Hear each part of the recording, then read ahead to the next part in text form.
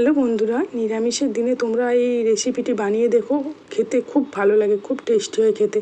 প্রথমে কিছু ছোট ছোট আলু নিয়ে নিতে হবে। এরপরে এগুলিকে প্রেসার কুকারে একটু জল ও নুন দিয়ে ভালো করে আমি ধুয়ে নিয়েছি আলুগুলি। এরপর জল ও নুন দিয়ে আমি সেদ্ধ হতে দিয়ে দেবো। আমি 4টা সিটি দিয়ে দিয়েছি, তাতে আলুটা আমার খুব ভালোভাবে সেদ্ধ হয়ে গেছে।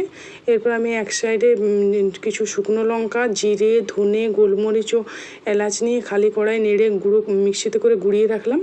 এরপর আমি সেদ্ধ করে আলুগুলো আমি কেটে নিয়েছি, ছাল ছাড়িয়ে ভালো করে কেটে নিয়েছি। এরপর আমি এটিকে তেলের মধ্যে দিয়ে ভালো করে ভেজে নিচ্ছি। যেহেতু আমার নুন দেওয়া আছে সেই জন্য আমি আর নুন হলুদ কিছুই দিলাম না। এরপর আমি এর মধ্যে হিং, আদা বাটা ও কাঁচা লঙ্কা বাটা দিয়ে দিলাম। এরপর এক সাইডে কাজু ও একটু দই মিক্সিতে নিয়ে ভালোভাবে বেটে নিলাম। এবার দেখো আমার ভালোভাবে পেস্ট হয়ে গেছে। এরপর এটি আমি দিয়ে দিলাম। এরপর এটি ভালো করে কষিয়ে নেব। এরপর মিক্সিটা ধুয়েও একটুখানি জল দিয়ে দিলাম। এরপর ওই যে ভাজা মশলাটা আমি গুঁড়ো করে রেখেছিলাম সেটা দিয়ে ভালোভাবে কষিয়ে নিচ্ছি। দেখো আমার তেল ছেড়ে গেছে। এরপর এর মধ্যে ভেজে রাখা আলুগুলো দিয়ে দিলাম। ভালো করে ভেজে রাখা আলুটা ভালোভাবে কষিয়ে নিতে হবে। এরপর এর মধ্যে আমি একটু নুন দিয়ে দিলাম।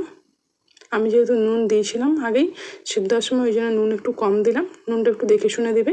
এরপর এর মধ্যে আমি 1 কাপ দুধ দিয়ে দিলাম। আমি এই রান্নায় কিন্তু কোনো হলুদ বা কাশ্মীরি মির্চ ব্যবহার করিনি। এই রান্নাটা আমার সাদা সাদা খেতেই খুব ভালো লাগে। এই দেখো আমি এরপর একটু চিনি দিয়ে দিলাম। নিরামিষ রান্নায় একটু চিনি দিলে খেতে বেশ ভালো লাগে। এরপর আমি একটি ফ্রাইং প্যানে কিছু কসুরি মেথি একটু ড্রাই রোস্ট করে নিলাম। এটিকে এরপর আমি হাতে করে একটু গুঁড়িয়ে নেব। এরপরে একটি ফ্রাইং প্যানে আমি একটু বাটার অ্যাড করে দিলাম। এরপর এর মধ্যে কাঁচা লঙ্কা চিড়ে দিয়ে দিয়েছি ও ক্যাপসিকাম ভালো করে সটে করে নেব। এবার নেড়ে চেড়ে একটু সটে করে নিলাম। এরপর এর মধ্যে টমেটো কুচি দিয়ে দিলাম। টমেটো দিয়ে একটু ভালোভাবে সটে করে নিচ্ছি। এরপর আলুর দমটা দেখো আমার কত সুন্দর লাগছে দেখতে। এর মধ্যে আমি এরপর পেঁয়াজ ও টমেটো ও কাঁচা লঙ্কাটা দিয়ে দিলাম এবং কসুরি মেথিটা ছড়িয়ে দিলাম ভালো করে।